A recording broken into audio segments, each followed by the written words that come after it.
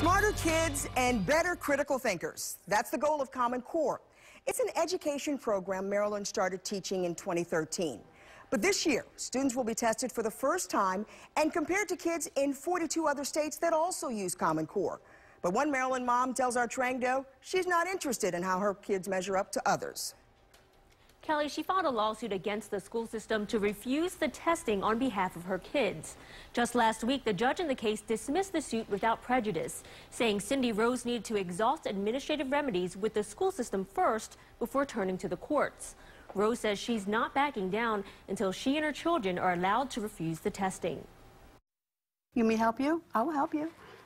See, you want to grab it? Cindy Rose and her 9-year-old son, Ben, play with his favorite toy on the floor of their living room. Normally at this time, Ben would be at Rock Creek School.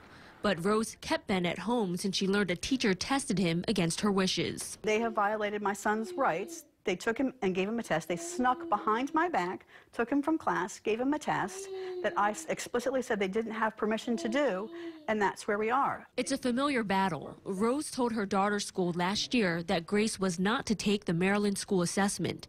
Rose says the principal told her the school was required to test Grace if she was in the building. The testing window was for 12 days. If she comes in anytime during the testing window, we will test her. So I was stuck. I either had to leave her home or take her and against my wishes and have her test. That's when Rose filed an emergency petition in Frederick County Circuit Court to allow Grace to go to school without being tested. After receiving the petition, the school system permitted Grace to come to school and skip the test. But Rose did not drop the suit.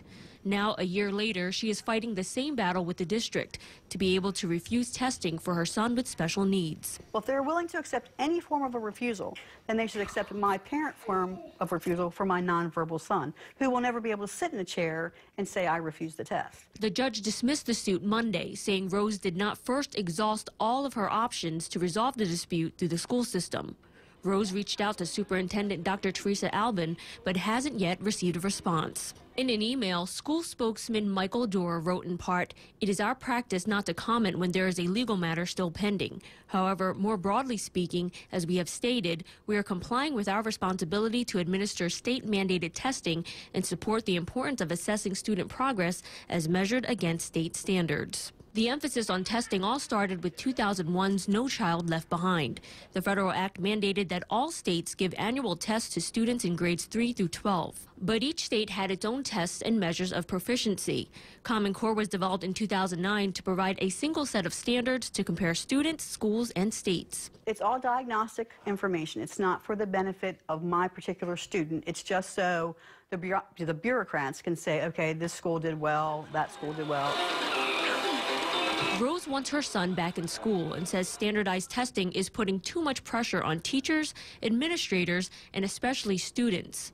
She's continuing her fight not just for her own kids, but for every family who wants the right to refuse testing for their children. If we can win this case, that means that every parent in our state will have a piece of paper that says we don't have to participate in this particular test.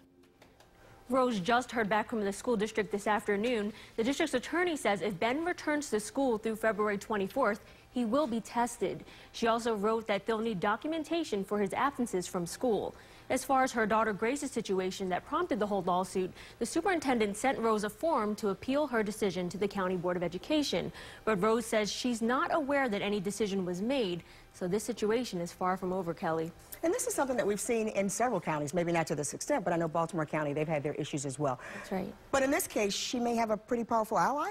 Yeah, that's right, Kelly. Actually, Maryland's new governor, Larry Hogan, has publicly spoken out against Common Core, saying he would like to see more local control over education.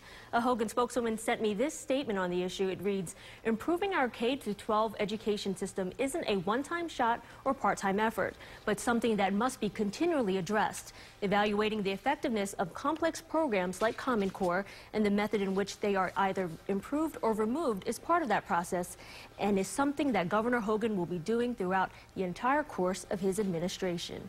So definitely more to come on this issue. I was going to say, stay tuned. This isn't the last we've heard about this debate.